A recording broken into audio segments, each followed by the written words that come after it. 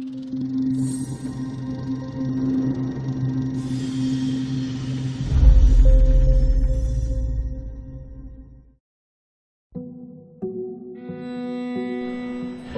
we talk about the Jewish people during the Holocaust, we're talking about a people whose will was by no means crushed.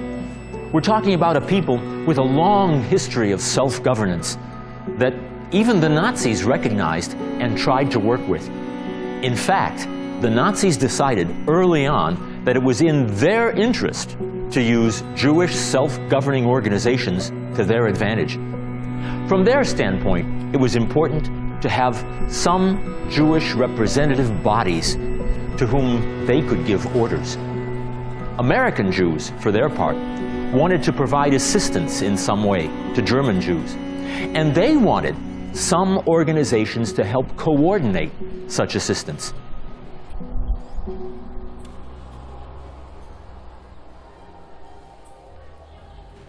In July 1939, the German government issued an order disbanding the Reichsvertretung der Deutschen Juden, the national representation of German Jews, which the Jews had voluntarily organized. But in its place, they established the Reichsvereinigung der Juden in Deutschland, the National Association of Jews in Germany. This was a compulsory organization of all Jews, as defined by the Nuremberg Laws of 1935. Kristallnacht was, of course, a watershed event for German Jewry, among the results being that all autonomous Jewish organizations were abolished, save for emigration. Interestingly, the Germans were still more than willing to let Jews leave.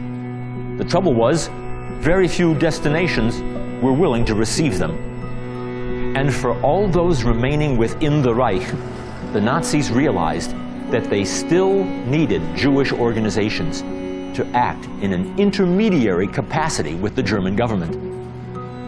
Bear in mind, when the Nazis first occupied Poland in 1939, they had no official policy toward Jews. There was as yet no formal decision regarding mass murder. What were they to do with an additional 1.7 million Jews at least in Poland?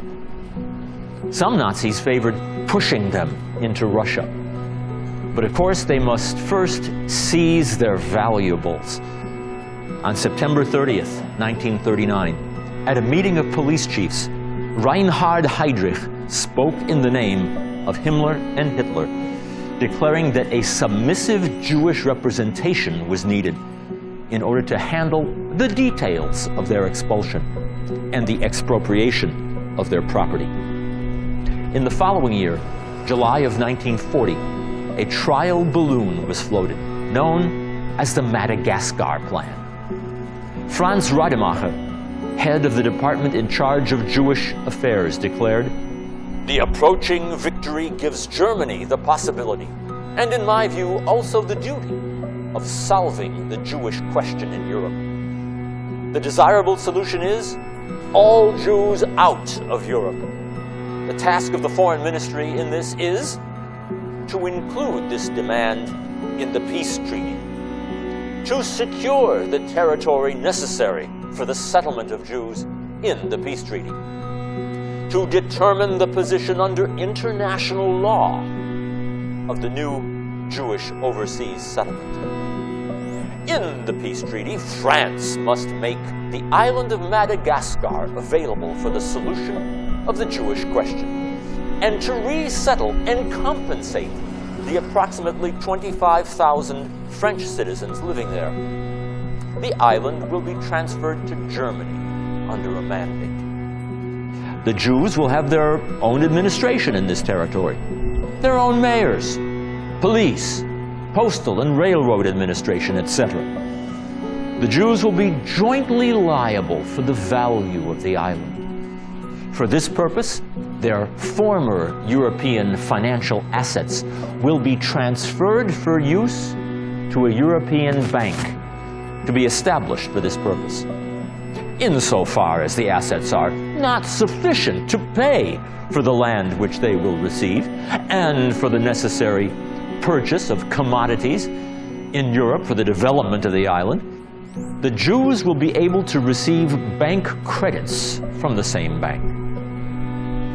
As Madagascar will only be a mandate, the Jews living there will not acquire German citizenship. On the other hand, the Jews deported to Madagascar will lose their citizenship of European countries from the date of deportation. Instead, they will become residents of the Mandate of Madagascar. This arrangement would prevent the possible establishment in Palestine by the Jews of a Vatican state of their own, and the opportunity for them to exploit for their own purposes the symbolic importance which Jerusalem has for the Christian and Mohammedan parts of the world. Moreover, the Jews will remain in German hands as a pledge for the future good behavior of the members of their race in America. We should notice that the idea of a Jewish autonomous government is written into the document, and it was to be used as a pretext for seizing Jewish property. The plan was abandoned in the end, and the Nazis had to find some other way to accomplish the same ends. They decided to double down on the Judenrate, Jewish councils of 24 men for large Jewish communities, 12 for smaller ones. Former Jewish community leaders were put in charge, often a rabbi. The first Judenrat had already been established in 1939, the last in 1943. The notorious Jewish ghettos were only established in certain cities, none on German soil. But the Judenrate were established immediately and everywhere. A document from Hans Frank, Governor General for the occupied Polish territories, dated November 28, 1939, defines the establishment of Judenrate. In each community, a body representing the Jews will be formed. This representation of the Jews, known as the Judenrat, will consist of 12 Jews in communities with up to 10,000 inhabitants, and in communities with more than 10,000 inhabitants of 24 Jews, drawn from the locally resident population. The Judenrat will be elected by the Jews of the community. It is the duty of the Judenrat, through its chairman or his deputy, to receive the orders of the German administration. It is responsible for the conscientious carrying out of orders to their full extent. The directives it issues to carry out these German decrees must be obeyed by all Jews and Jewesses. There were only a few exceptions to these requirements. In Lodz, there was no Judenrat, only one leader with a small advisory council. In Vilna, the Judenrat was officially dissolved in July 1942, after which one man, Jacob Gentz, became a Judenrat all by himself, known as the Commander and Jacob I. He issued a call to the ghetto inhabitants, reiterating his credo. The basis for the existence of the ghetto is labor, law, and order. Every ghetto inhabitant who is capable of labor must do so, for that is the cornerstone of our lives. Nonetheless, throughout 1942, the ghetto inhabitants attended theater and went to lectures on scientific topics, and Gentz actively supported all such cultural activities. How do we evaluate Judenrat leaders? Were they brave men trying to do their best for their beleaguered communities? Or should we consider them collaborators with the Nazis? Holocaust scholar Raoul Hilberg has argued that the moment the Nazis nominated Jewish leaders, they became part of the murder machinery. For example, in one Lithuanian town, there was a Judenrat that tried to start a hospital in the ghetto. But the Jews treated there were only returned to slave labor. A contrary view has been advanced by Aaron Weiss and Yehuda Bauer. They argue that this analysis is based on the results of Nazi policy, namely mass murder. But we can't judge intent by results. Why was the hospital established in that Lithuanian town? To keep the people alive as long as possible, in the hope of being liberated. The Jews there, as everywhere, had very limited knowledge about the final aims of the Nazis. They could only do what they felt was helpful at that moment. Returning to the Lodz ghetto, we should note that it was the only hermetically sealed ghetto. The inhabitants there were tasked with making boots for the German army. And for that reason, it was left alone till 1944, longer than any other. The local head of the Judenrat, Mordechai Chaim Rumkowski, considered a brutal dictator, established a slave labor system. He rationalized that he was willing to sacrifice some in order to save others. Was he a horrible collaborator with the Nazi murderers? Perhaps. But as a result, the Germans postponed liquidation of the ghetto until 1944. The most poignant moment in the history of the ghetto occurred at the end of 1941, when the Chelmno extermination camp was completed and Rumkowski was forced to organize the deportations of part of the Jewish population, ostensibly for resettlement elsewhere. He and his staff had to decide who was to be deported. Bear in mind, rabbis in the ghetto were debating all of this, citing the Jerusalem Talmud, Tractate Trumot, chapter 8. If a group of Jews were surrounded by bandits who demand, "Give over one of you for us to kill, or we will murder you all," they should all allow themselves to be killed rather than to give up even one Jewish soul. Nonetheless, in an address delivered in Yiddish at a hastily called public meeting on September 4th, 1942, at a central square in the ghetto, before an assembly of several thousand, Rumkowski was recorded as saying, "The ghetto has been struck a hard blow. They demand what is most dear to it: children and old people. I was not privileged to have a child of my own, and therefore devoted the best years to children. I lived and breathed together with children. I never imagined that my own hands would be forced to make this sacrifice on the altar. In my old age, I am forced to stretch out my hands and to beg, 'Brothers and sisters, give them to me. Fathers and mothers, give me your children.' I had a suspicion something was going to befall us. I anticipated something and was always like a watchman on guard to prevent it. But I was unsuccessful because I did not know what was threatening us. The taking of the sick from the hospitals caught me completely by surprise. And I give you the best proof there is of this. I had my own nearest and dearest among them, and I could do nothing for them.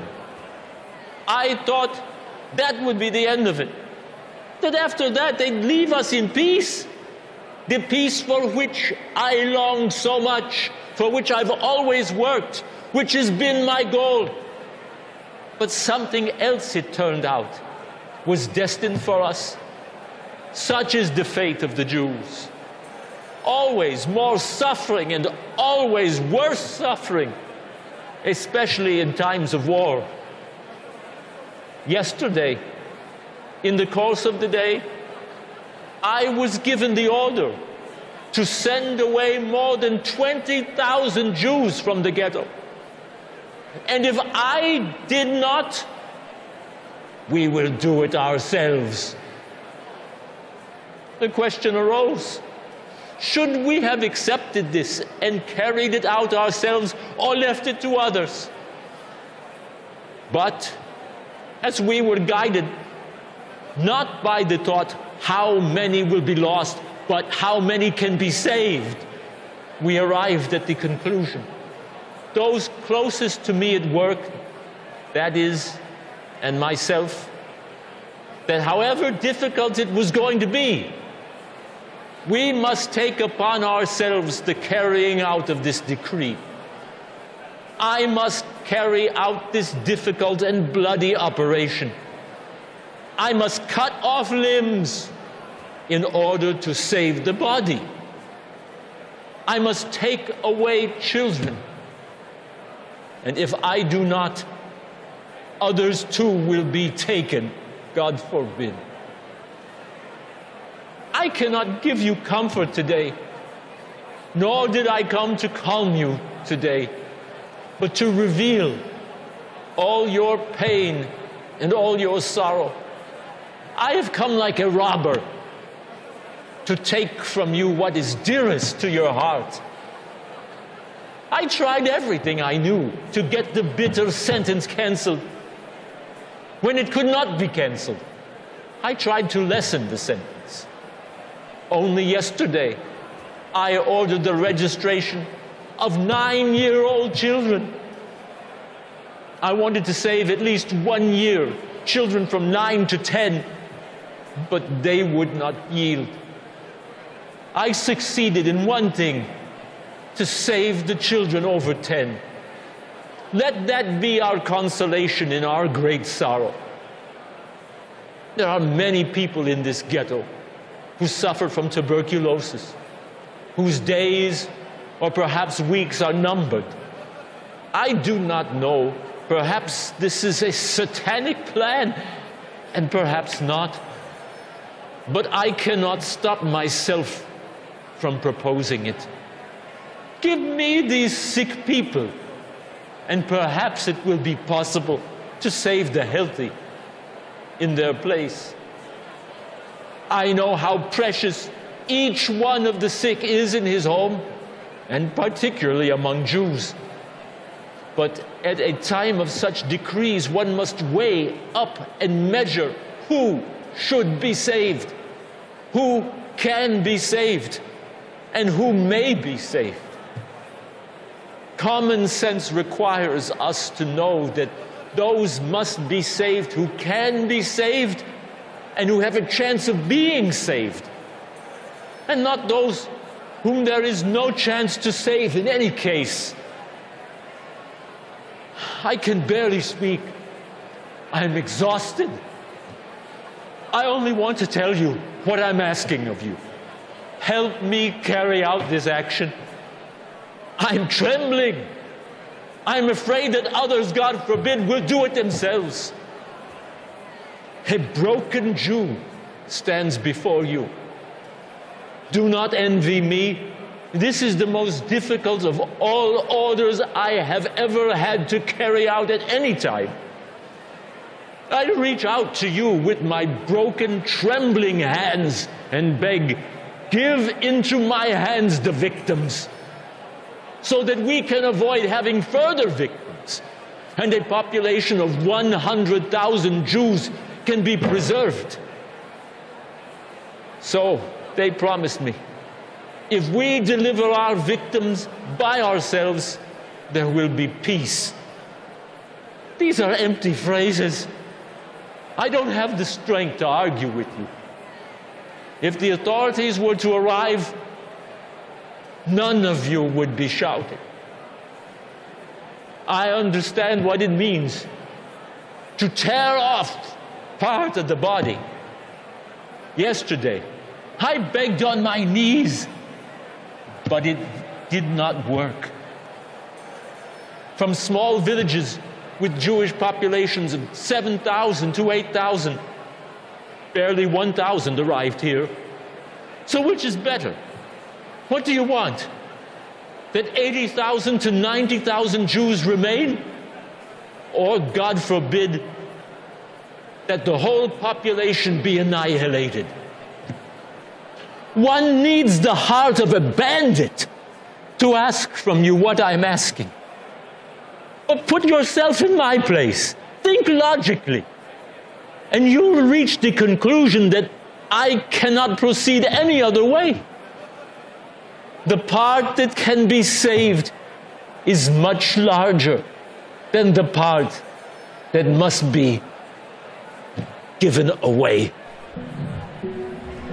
How do we judge Mordechai Chaim Rumkowski? Tyrant? Collaborator? There is no easy answer. Here's what we do know. In July 1944, the Soviet army, advancing rapidly through Poland, stopped about 75 miles from Lodz. In August, the Nazis sent Rumkowski and most of the ghetto inhabitants to the gas chambers at Auschwitz. When the Soviets overran the German army and covered the distance to Lodz in 3 days in January 1945, they found only 870 survivors.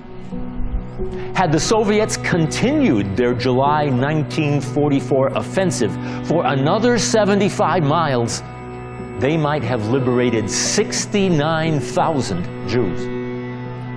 Would Rumkowski have been vindicated at a post-war trial for saving their lives? Or would he have been condemned as the murderer of tens of thousands of others? The opposite of collaboration might be seen in the city of Minsk, which Ilya Mishkin, who had been born in Minsk and was a middle-grade local government official before the war, was appointed leader of the Judenrat.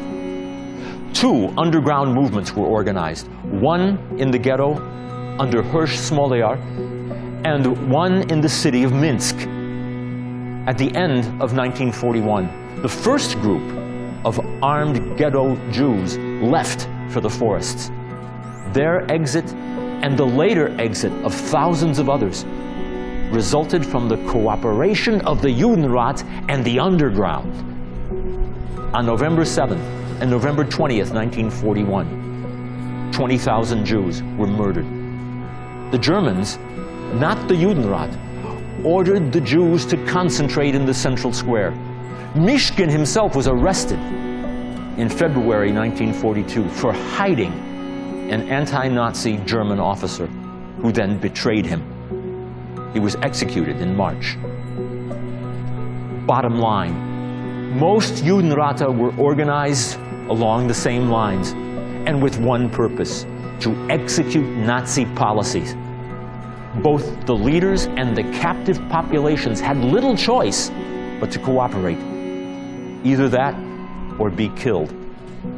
Each hell was different, and who among us can sit in judgment?